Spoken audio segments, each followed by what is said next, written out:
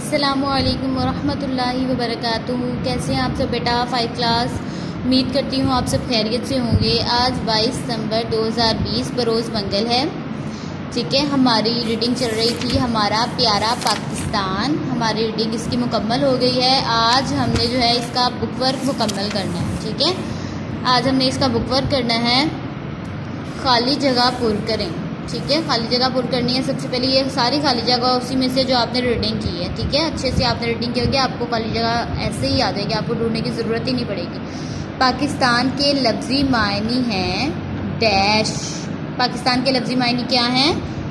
पाक लोगों की सरजमी।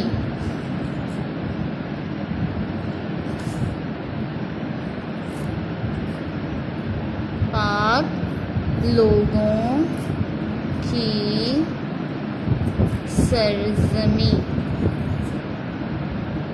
ठीक है, इस तरह से आपने बाकी खाली पाकिस्तान का सरकारी नाम क्या है? कायद आज़म एक बुलंद हौसला डैश और डैश इंसान थे। ये आपने खाली जगह अच्छे से आपने जो है ना ये इसमें से रीडिंग में से ढूंढ के लिखनी है। ठीक है, और रफ पे इसकी प्रैक्टिस भी लाजमी कीजिएगा। सही जवाब मुंतखब करके टिक्का निशान लगाएं।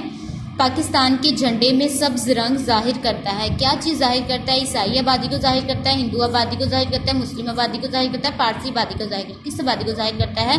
तो सब्ज़ रंग जो है वो मुस्लिम आबादी को जाहिर करता है। तो यहाँ पे हमने टिक लगा देना है। ठीक है, पाकिस्तान के झंडे में सफ़ेद रंग जाहिर करता है सिर्फ हिंदुओं को, सिर्फ ईसाइयों को, मुसलमानों को, गैर मुस्लिम अक़लियतों को। ठीक है, तो ये गैर मुस्लिम अक़लियतों को जाहिर करता है, तो यहाँ पे टिक लगा दिया। इसी तरह आपने ये सारा जो है ना हल करना है। ठीक है, इसके बाद आ जाता है ये आपने यहाँ तक मुकम्मल कर लिया। इसके बाद कालम अलिफ और कालम बे के अल्फाज को आपस में इस तरह मिलाएं कि दी गई मालूमात मुकम्मल हो सके। ठीक है, ये आपने बुक वर्क जो है ना इसका पाकिस्तान की आबादी कितनी है?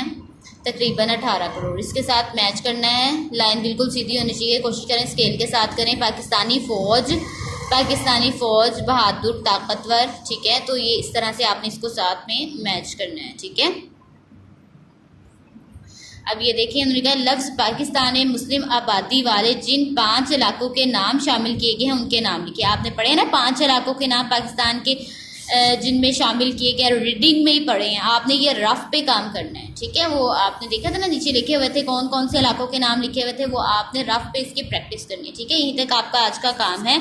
किसी भी तरह की परेशानी, कोई चीज़ समझ में ना आए तो वो लाजमी पूछ लीजिएगा। ठीक है, और रफ पे इसकी प्रैक्टिस करके जी सूट में ही आपने मुझे भेजनी है। अस्सलामु अलैकुम वरहमतुल्लाहि वबरकातुहू।